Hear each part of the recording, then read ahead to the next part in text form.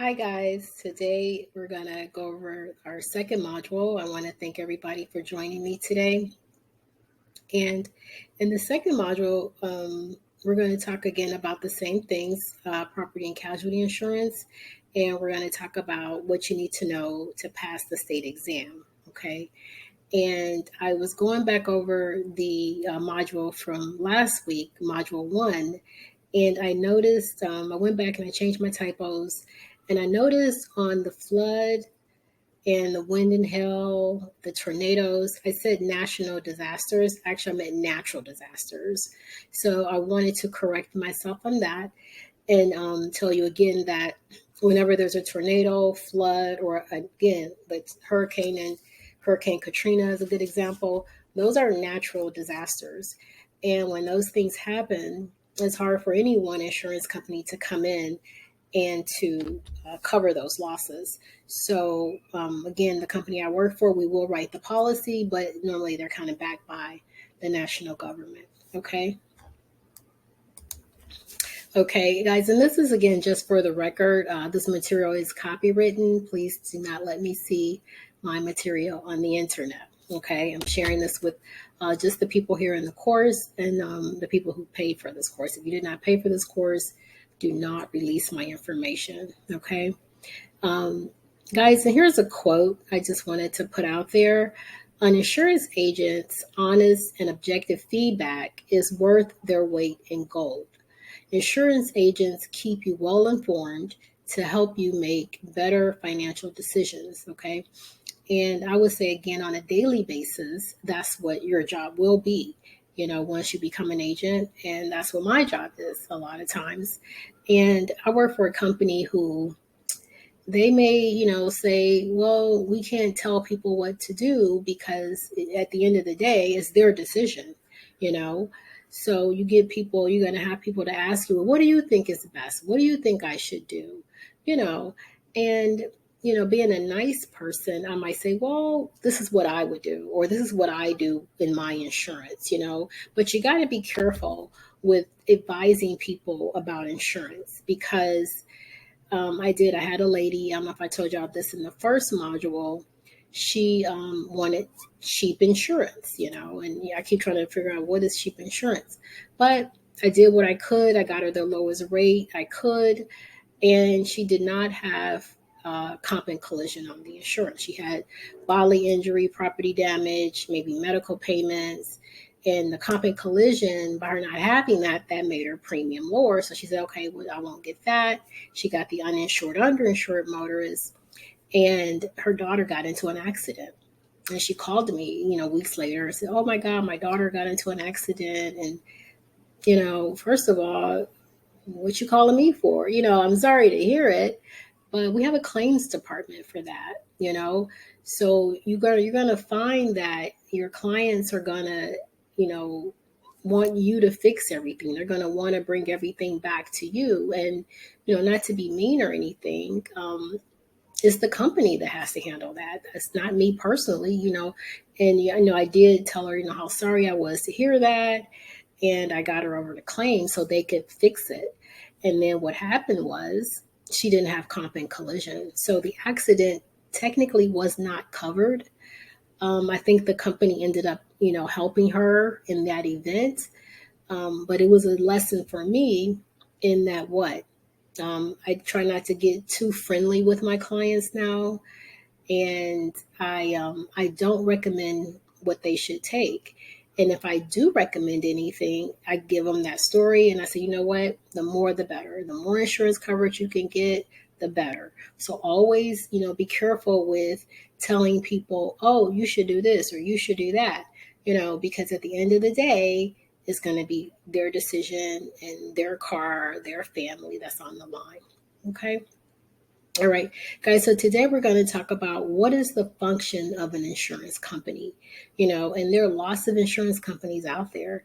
Every day I talk to people and I'll go, well, what insurance company are you with? Here, insurance is kind of like cars, right? I used to sell cars many moons ago, a long time ago. And people would drive up in a car and they would buy another car, right? I'm sure you've done that before. And insurance is the same animal. People will call you to buy insurance and they already have insurance. Okay. So there are lots and lots of companies out there. And there are a lot of new companies. The company I work for is pretty old. It's been around for, a long, long time. But you hear new companies like Lemonade and, Amax and, just all kinds of companies out there. So you're going to hear some names. It's going to be like, what? Huh? That's an insurance company? Yeah, that's an insurance company. And, you want to make sure, when you do go out seeking for employment, you want to work for a company that's been in business for a long time, that's reputable. Go online and do some research, find out if they pay their claims. You want to work with a good company. Okay. So let's get into this a little bit. Actuaries. What are actuaries? Actuaries are the individuals who set rates for insurance companies. They assess the probability of loss. Okay. And I say actuaries, and then I want to go back to the module 1 and talk about what the law of large numbers. And that's what actuaries do. They sit around, they look at data, and they go, okay, what's the probability of this happening? And that's what their job is. And I wanted to go back over that too. I took some notes here on the law of large numbers. And I don't have it right in front of me, and I don't want to go sit here going through this stuff. But that's what the law of large numbers is. Actuaries, they look at a large group of people and they say, what is the probability of this accident or this thing or this event happening? And that's how they come up with the rates a lot of times. Another function of an insurance company is sales and marketing. That's what I do. I do sales. Don't do a lot of marketing. The company has a great marketing department. They run television commercials. They do print ads. They do mailers.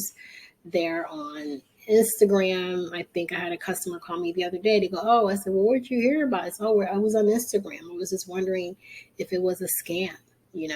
So the company I work for, they've been in business for a very long time, and they have their marketing department is just excellent. So with that, I don't have to market to customers. All I have to do is sell. All I have to do is close the deal. And when you become an agent, that's going to be your job, is to close the deal, to get them to sign on the dotted line, to collect premiums. That's your job. Okay. Then another part of the company is what the underwriters. And, if you're new to the insurance business, you'll learn very quickly that, for me, the underwriters are the gods of insurance, right? Because every time I toss over a policy, they toss it back at me, So underwriters assess risk and guard against adverse selection. Underwriters review applications submitted by the sales department. That's what they do. They review my application. And a lot of days I get those applications back. Why? Because there's something missing. There's something not correct. There's somebody didn't sign. I mean, it's always something, So being in the insurance industry, you want to be very detailed oriented. And I want to think I am detailed oriented, but as I get older, I tend to miss things more. So you want to be, if you're detail oriented, if you can work with numbers very easily, if you like working with people, you'll be good in the insurance industry, because there's a lot of, time spent. I spend every day talking to people like yourself, like now, talking to people and getting them to sign on the dotted line and collect premiums. That's what I do every single day. Okay. Now, let's talk about the insurance policy. The insurance policy represents an agreement. It's a contract, guys. It's a legal binding contract between the insurer and the policyholder.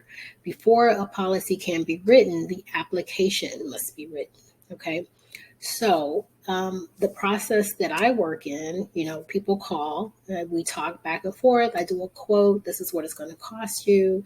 I know many of you have bought insurance before. If you're younger, you may not have bought insurance before. Your parents may, buy your insurance for you, but there's a process involved, right? They call in, They get a quote, you give them some numbers. You might even email them over a quote to say, okay, this is what the numbers are. This is what your coverages are.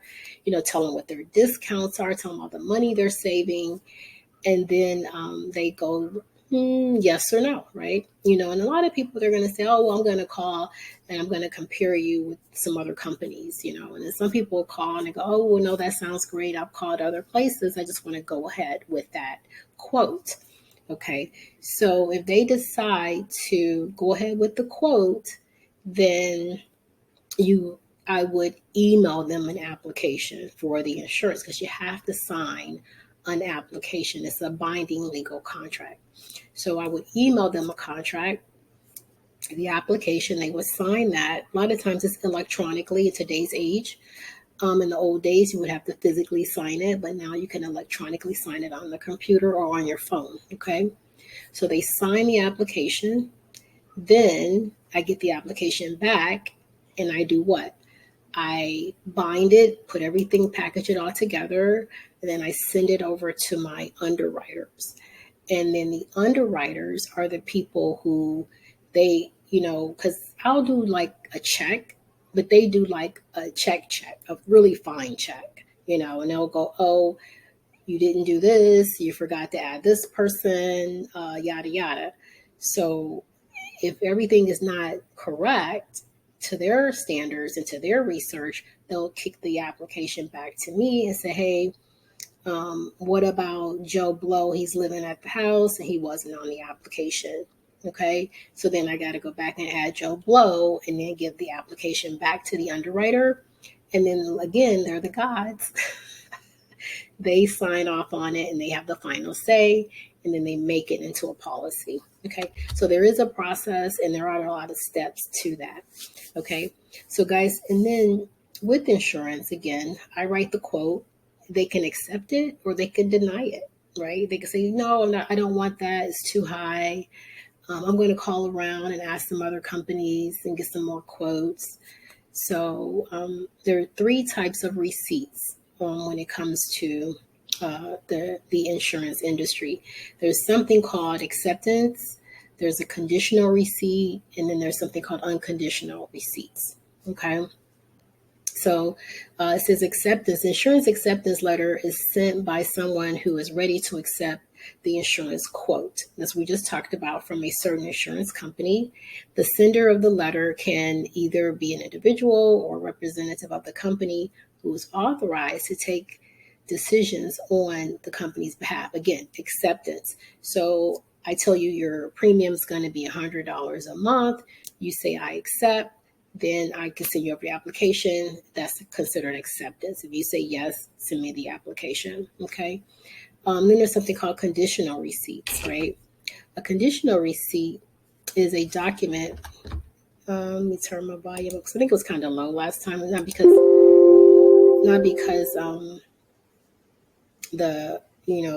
I think not because of the microphone. I think because the volume was low. So I just turned it up a little bit, guys. So you may see the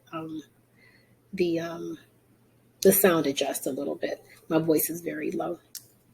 Conditional receipts. A conditional receipt is a document given to someone who applies for an insurance contract and has provided the initial premium payment. Conditional. Okay. So again, I'm on the phone. They say, yeah, I want to take it. So I say, okay, fine. Let me take your payment. It's $100 a month. I'll take $100 today, and then I'll email you over the application. So that's conditional. You paid me the $100 on the condition that I'm going to provide you insurance. Okay. So the receipt means that the person can only be insured if he or she meets the standards of insurability, which is a big one, and is given approval by the insurance company. Again, they're talking about the underwriters. So I do everything I got to do. I take the payment and then it goes over to the underwriters and they check everything out to make sure everything's good. And I would say a good example of this story I can tell you is driver's licenses. I had a lady who, people are going to give you their driver's license number sometimes. It depends on what company you work for. Some companies don't take driver's license numbers. We do, because we check your driving record. We check your insurance history. So we take your driver's license number. So I had taken a lady's driver's license number. I kicked it over to my underwriters. They kicked it back to me and said, that's not a driver's license number. That's a state ID number. Okay. So I gave them insurance based upon the fact that they gave me all the correct information.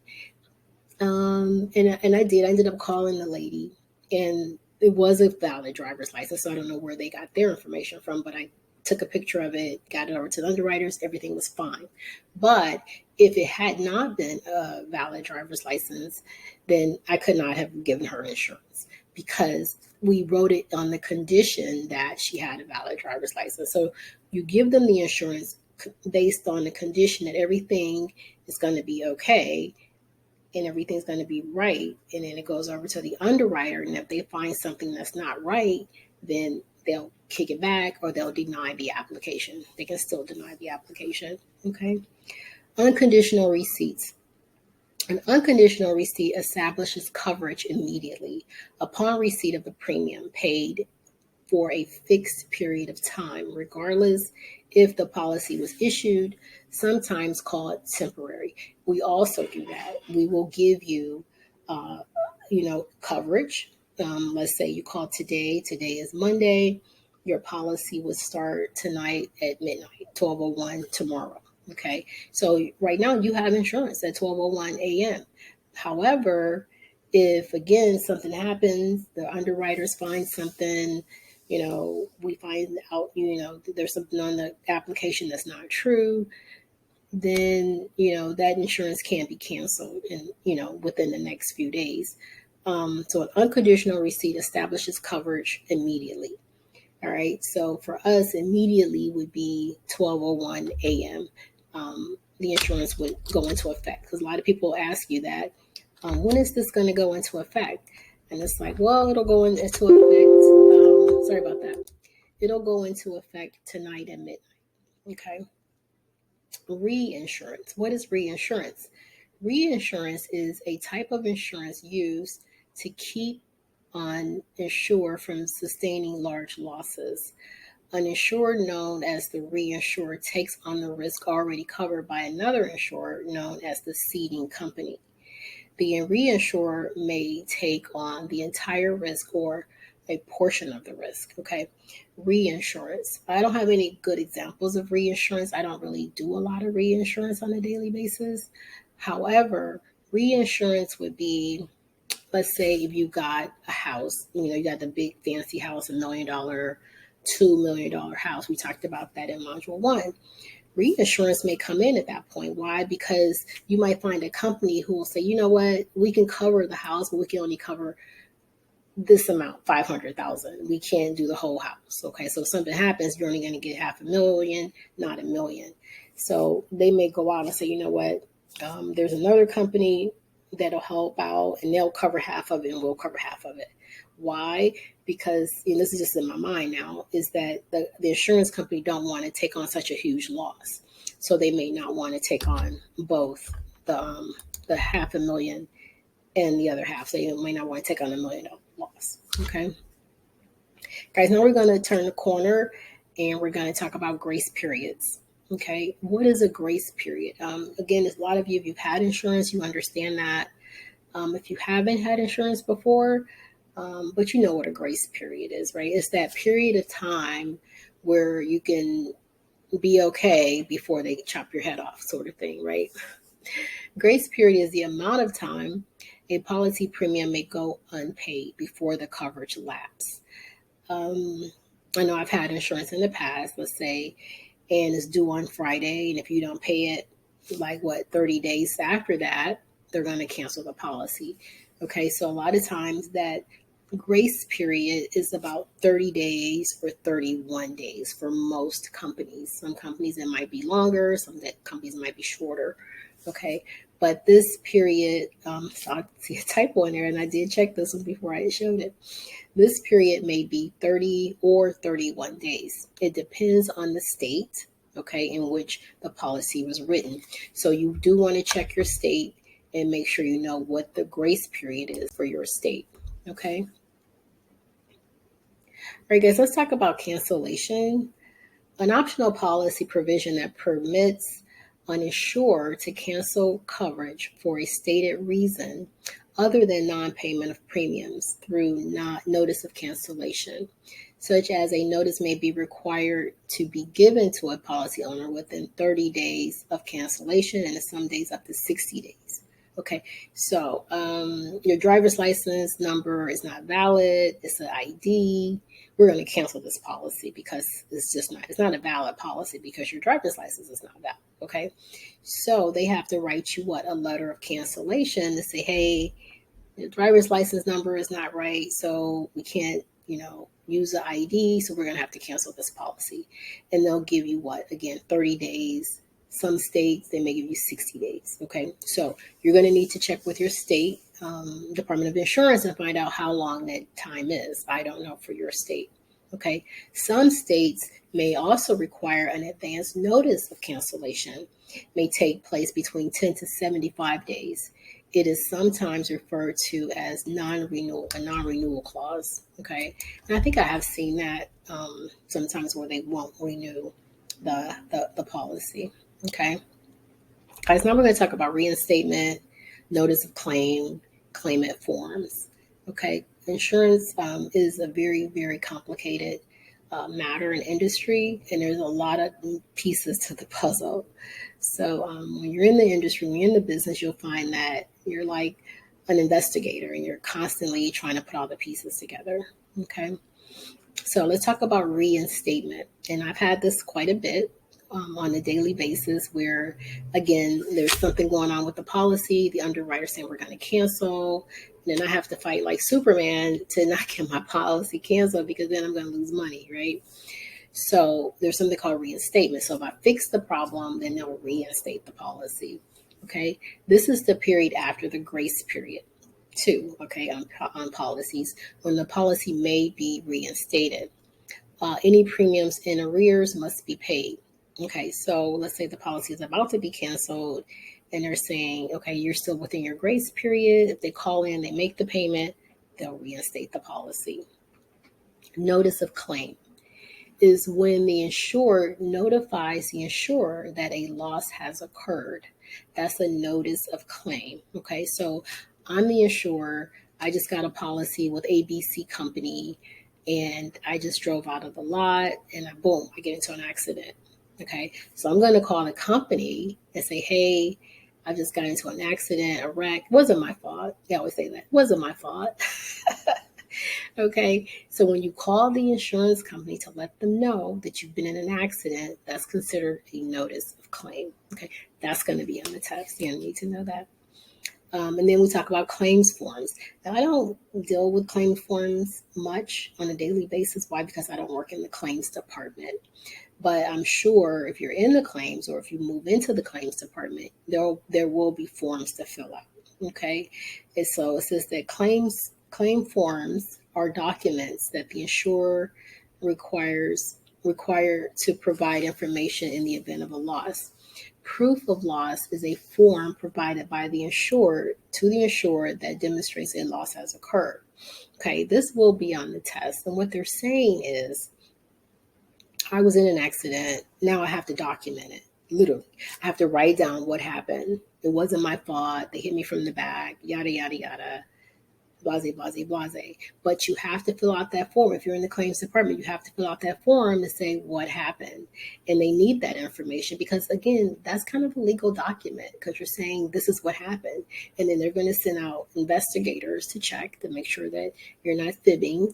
And they're going to write you a check or they may not write you a check. So they don't have to pay you in the event of an accident either. They can deny claims, okay, depending on what happened, okay? Now, misstatement of gender and age and gender. This allows an insurer to make adjustments to a policy premium based on incorrect information provided on the application. We talked about that a little bit before. Sometimes the information is not always right. Sometimes they give you the wrong driver's license number. Sometimes they don't tell you who all is in the household. People, it could be just basic error or it could be, people just fibbing. But if there's a misstatement of age and gender, they will correct that in underwriting. They'll do some research. If they find out, okay, that person's really not 27, they're 77. That's a big difference. So we got to change some stuff up on the premium, because the premium is different for someone who's 27 as opposed to 77.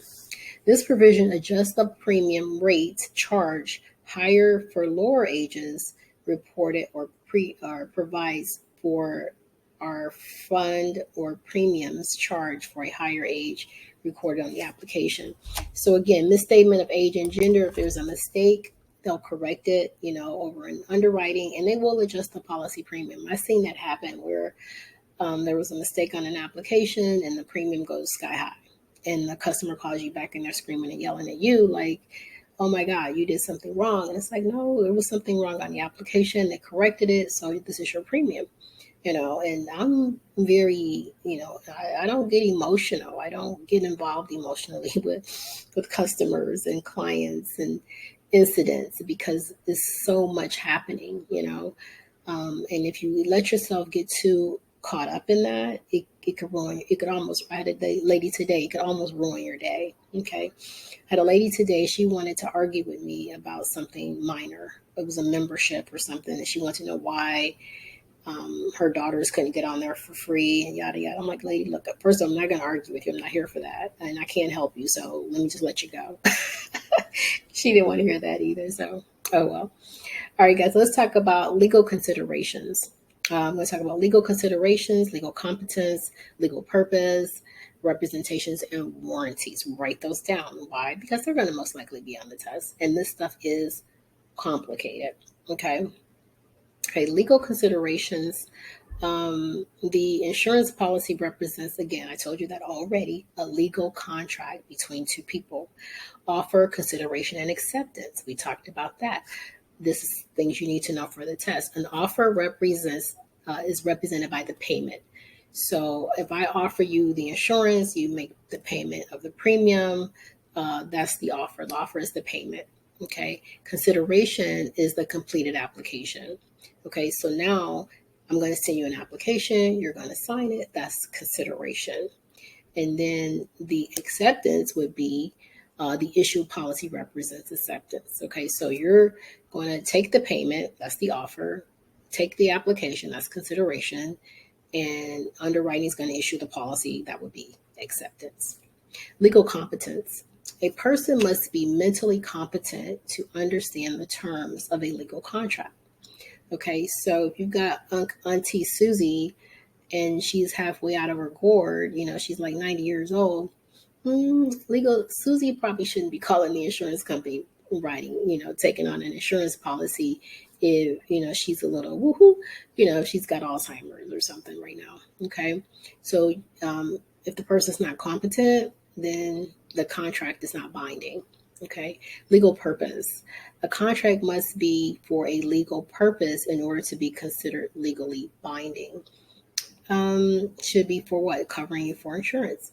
Representations and warranties. Statements made during the application process are either representations or warranties. We're going to talk a little bit more about those two, but write those words down because those are going to be on the test. Okay. All right, guys, representations and warranties. Okay, what is a representation? I should have quizzed y'all on this, but I didn't. So write this down. Representations are statements that an applicant makes that are believed to be true at the time. Okay, like the lady who gave me her driver's license number. And she said, no, this is my number, because you're going to ask that question. What is your driver's license number? What's your address? How many people live in your household? Who lives in your house? You're going to ask a lot of questions on the application. And they're going to give you the answers. And most people, if they're older and they've bought insurance before, if they lived a little bit, they know that the call is being recorded and they probably shouldn't tell a fib, But some people, if they're younger, they may not know those things, But when the underwriters get it, they're going to be like, okay, this is what they said. When the claims adjusters get it, this is what they said, and this is what's supposed to be true. And if it's not true, then it's not good. Okay, so let's look at warranties. A warranty is a statement that is a guaranteed representation. It differs from a representation in that if it's found to be untrue, to void a policy. Okay, so warranties are 100% true. And again, if they underwriting finds out they're not true, they can void the policy, and they don't have to. And I think at some point they don't have to give you your money back. And even with the claims department, if they find out you lied on the application, they may not give you your money back or pay a claim. Okay.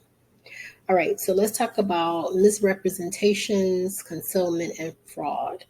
And you do have a lot of stuff like that going on. Um, again, misrepresentation. I have people calling, and they'll give you a state ID number instead of a driver's license. And they go, "Oh, I got insurance with that number at Joe Blow's insurance company." I'm like, "Yeah, I bet you did." I'm not debating you, but I can't give you insurance with an ID. Okay, concealment. I have people call and they don't tell you everybody that lives in the household. I get that on a daily basis. And I'll ask the question. I'll ask it once. I'll ask twice. I'll pull up a report. I'll ask again. And they'll still say no. Nobody lives in the household. But you have to ask the question and let them say nobody. Because now they're lying on the application. They're lying on the insurance. And if something happens, then you're covered. Okay, fraud. Fraud is just everyday playing. Let's see, fraud. I can't think of fraud right now, story of fraud. Haven't come across that very much. So let's look at the definitions, guys. Misrepresentation. Misrepresentations are statements made at a time of application that are false. The policy could be voided if the statements are material to the policy. Again, the wrong driver's license number, giving me an ID number instead of a driver's license number could void the policy. Okay, concealment. Concealment is withholding of material facts for the purpose of obtaining insurance. Okay, so that's a little different. Let's see, concealment for the fact of obtaining insurance. I would say what I said in module 1. You have people who will call and say, you can say, "Well, are you the registered owner for the vehicle?" And they'll say yes, and they're not. That would be misrepresentation, though. Let's see, concealment. I guess it's kind of concealment too, because they're concealing the fact that they don't own the vehicle. So concealment is when they don't tell you something that they should, to get the insurance. Fraud. Fraud refers to hiding material facts that would influence the insurer's decision to issue a policy or causing harm or injury. This is also in respect to filing false claims for benefits. Okay, so fraud is just that. And I think when you start with whatever company you're going to work for, and I did at this company, is they'll train you on fraud detection, fraud prevention, and how to detect if someone's trying to do something fraudulent. So I'm not going to really go into that very much, and I haven't had a lot of experience with it on a daily basis. So let's look at legal interpretations regarding a contract of insurance. Okay, so a contract of adhesion, an aleatory contract, conditional contract. And I think there's one other one on the next page. Let's see, it's going to be, there are more: contract of indemnity, personal contract, and unilateral contract. Okay, so write those down. And guys, we don't have much more time left in the module 2, so we're almost through. So this is a lot of information right here. Okay, so I kind of didn't want to overload you guys in this module. So, but everything I've gone over, you're going to need to know for the exam. Okay, so let's talk about a contract of adhesion. What does that mean? It means all or nothing. A contract of adhesion is a contract where one party prepares the contract and the other party agrees to it. Okay, and I would say insurance is like that. It's a contract of adhesion. I prepare the contract, I prepare the application, I send you the application, you sign it, so you agree to it. It's a contract of adhesion. An aleatory contract is an unequal exchange. Okay, and insurance would be that. It would be unequal exchange. A small amount is paid in relationship to the value of the loss in the event that something happens, right? So you're paying a small premium, $100 a month, to cover your $25,000 car or to have $30,000 in coverage. Okay, so that would be an aleatory contract. You need to know the stuff for the test. Make sure you write it down. Okay, conditional contract. A conditional contract imposes duties on the parties in the contract. The duty of the insured is to pay the premium. You agree to pay the premium. And the duty of the insurance company is to do what? Pay a claim if something happens. So again, this is all part of the insurance contract. Okay, so it's going to be a contract of adhesion, it's going to be an aleatory contract, and it's also going to be a conditional contract. As long as you pay the premium, they're agreeing to cover you in the event of a loss, of a cover loss. I make sure you say a cover loss, because I'm not going to cover you if it's something that you're not covered for on the insurance. Example: the lady who did not get comp and collision, her daughter had an accident. She didn't have comp and collision, so they weren't going to cover that. So it has to be a covered claim. It has to be something that you've agreed to in your application in order for them to cover that. Okay. So let's talk about contract of indemnity, personal contract, and a unilateral contract.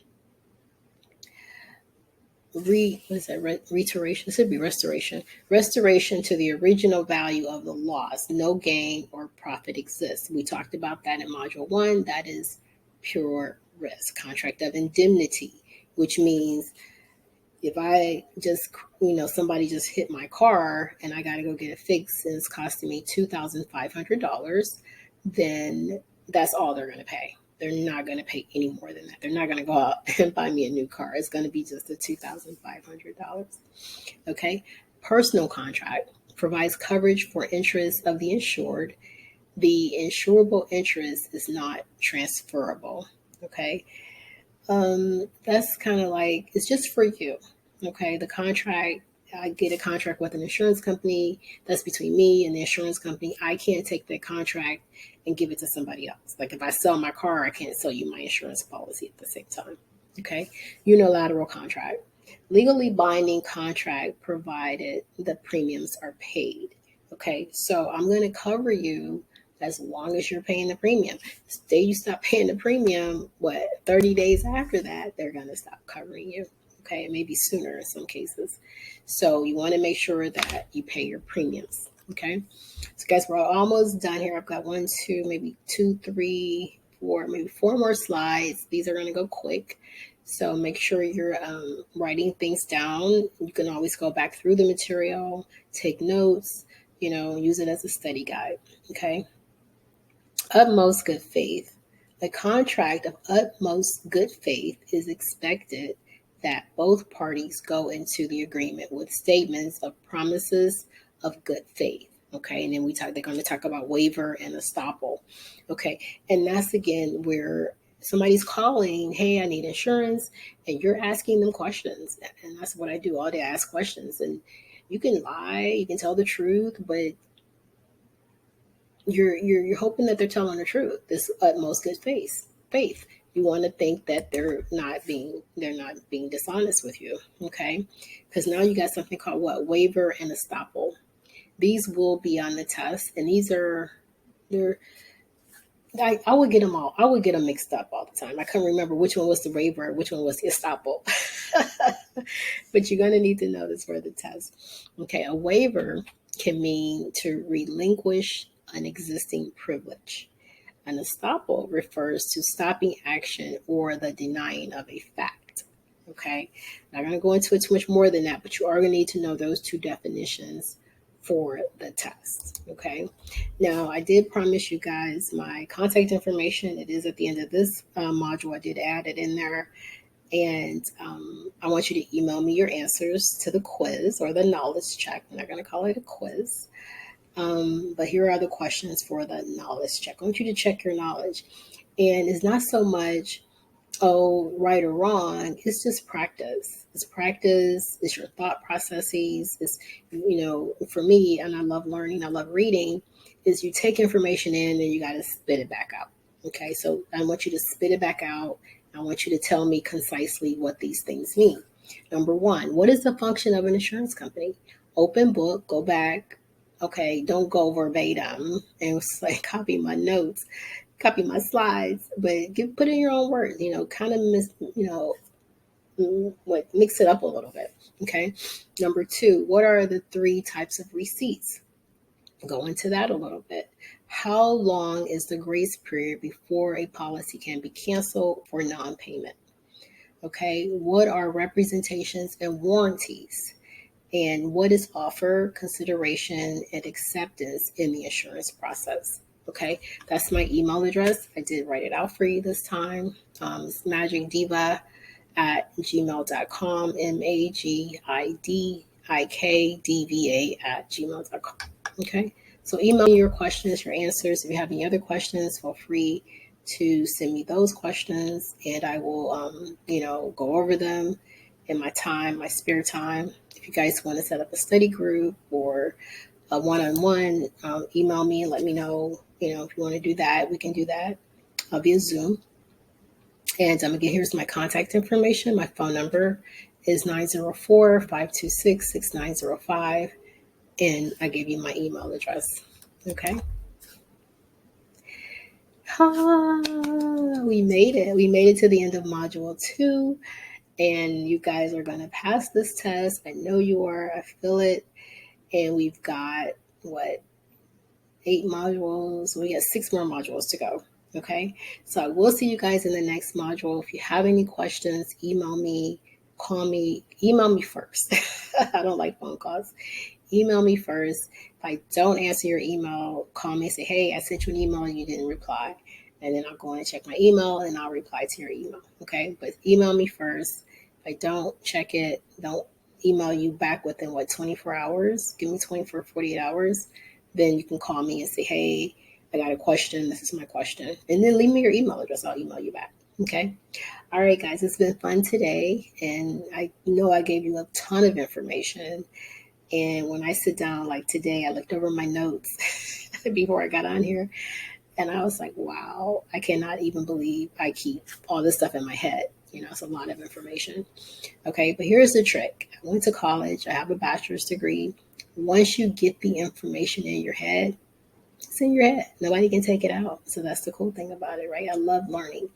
All right, guys, I'm going to go. That's my time. I'm Carmen, and I'll see you guys soon. Thanks. I'll see you in module 3.